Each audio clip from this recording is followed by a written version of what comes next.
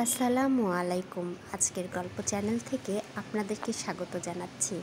আজ আপনাদের সাথে দারুণ একটা মজার জিনিস শেয়ার করব। আর সেটা হলো আমার এই করমচার গাছটা। আমার এই করমচার গাছে দেখুন কি সুন্দর কাঁচা পাকা কতই না করমচা ধরে আছে। আমি আজ আপনাদেরকে এই কাঁচা পাকা করমচা দিয়েই টক ঝাল মিষ্টি করমচার মজাদার একটি আচার তৈরি করে দেখাবো। করমচার গাছেও বেল গাছের মতো লেবু গাছের মতো অনেক বড় বড় কাঁটা থাকে, তাই করমচা ছেঁড়ার সময় খুব সাবধানে ছিঁড়তে হয়। আমি কয়েকদিন আগেও এই গাছ থেকে করমচা তুলে গোটা গোটা করমচার বিচি সহ আচার তৈরি করেছি। আজ তৈরি করব করমচার বিচি ফেলে করমচার টক ঝাল মিষ্টি আচার। করমচা ফলে কিন্তু প্রচুর আঠালো কষ থাকে, তাই করমচাগুলো ছেঁড়ার পরপরই আমি পানি দিয়ে করমচাগুলো পরিষ্কার করে একবার ধুয়ে নিব। তারপর আবার পানি দিয়ে এই করমচাগুলো আমি 2 থেকে 3 ঘন্টা ভিজিয়ে রাখবো, যাতে এই করমচার কষগুলো বের হয়ে যায়। দেখুন, এই যে এইরকম সাদা দুধের মতো আঠালো কষগুলো এই পানিতে বের হয়ে যাবে।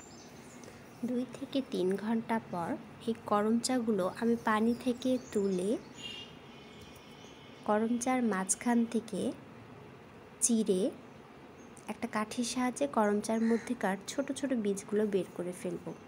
পাকা অথবা কাঁচা 2 ধরন করমচাই মাঝখান থেকে চিরে তারপর কাঠির সাহায্যে সুন্দরভাবে বীজগুলো বের করে ফেলব। করমচার বীজ বের করে করমচাগুলো আমি আবার পরিষ্কার পানিতে ধুয়ে রোদে শুকিয়ে নিয়েছি। কারণ পানি থাকা অবস্থাতে আচার বানালে আচার সংরক্ষণে সমস্যা হয়। আচার বানানোর পর আচারে ছাতা ধরে কিংবা পচে যাওয়ার সম্ভাবনা থাকে, তাই বীজ বের করার পরে আচারগুলো পরিষ্কার পানিতে ধুয়ে একবার রোদে শুকিয়ে নিলে আচার তৈরির জন্য করমচাগুলো রেডি হয়ে গেল। করমচার আচার তৈরির ক্ষেত্রে সর্বপ্রথম করমচাগুলো সরিষার তেলে হালকা করে ভেজে নিতে হয়, এতে করমচার গায়ে যে আঠালো একটি ভাব থাকে তা চলে যায়। আমি ভালো করে করমচাগুলো 2 থেকে 3 মিনিট এভাবে সুন্দর করে ভেজে নেব।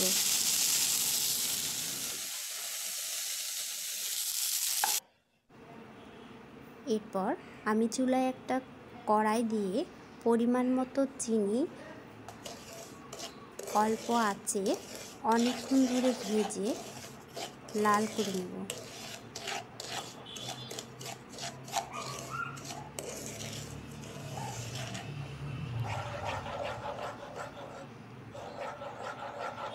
আমার চিনিগুলো ভাজা হয়ে গেছে।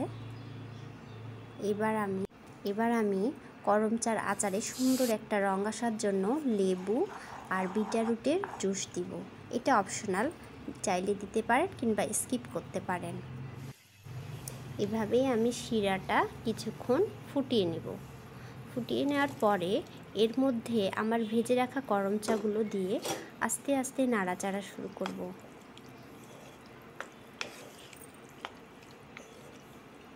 হালকাভাবে নাড়াচাড়া করব যাতে সমস্ত শিরা করমচার গায়ে গায়ে মেখে যায়। আর রান্নাটা অবশ্যই আমি অল্প আঁচে করব।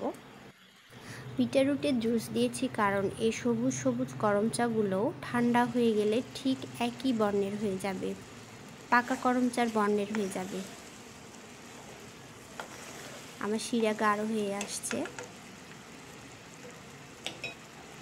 আমার আচারও প্রায় শেষের পথে। এখনও অনবরত নাড়াচাড়া করব যাতে করমচাগুলো তলে লেগে না যায়। আমার আচার হয়ে গেছে। ঠিক হওয়ার আগে আমার করমচাগুলোতে আমার আচারে দেওয়া ভেজে রাখা মশলা ছিটিয়ে ভালোভাবে নাড়াচাড়া করে নামিয়ে নেব। ব্যাস, হয়ে গেল আমার করমচার আচার। আমার আচারগুলো আমি এইভাবেই সারা রাত ঢেকে রেখে দেব। সারা রাত ঢাকার পরে আমার আচারগুলো এই ধরনের রং হয়ে গেছে। সবুজ করমচাগুলো মোটামুটি পাকা করমচার মতো রং হয়ে গেছে। এরপরে আমি একটা শুকনো জারে সরিষার তেল দিয়ে, কাঁচের জারে সরিষার তেল দিয়ে নিলাম। এরপর আমি আচারগুলো অল্প অল্প করে জারের মধ্যে রাখবো। এর মধ্যে আমি একটু টেস্ট করে নিয়েছি। আচারগুলো অসাধারণ হয়েছে। টক ঝাল মিষ্টির পরিমাণ একদম পারফেক্ট আছে। আচারগুলো জার ভর্তি হয়ে গেলে আচারগুলো সংরক্ষণের সুবিধার্থে আচারগুলো আমি 1 থেকে 2 দিন রোদে দিব। দীর্ঘদিন ধরে আচার সংরক্ষণের জন্য মাঝে মাঝে আচার রোদে দিলে আচারটা কিন্তু ভালো থাকে। তো ঠিক আছে বন্ধুরা, আজকে এই পর্যন্তই। আপনারা ভালো থাকবেন, সুস্থ থাকবেন। আল্লাহ হাফেজ।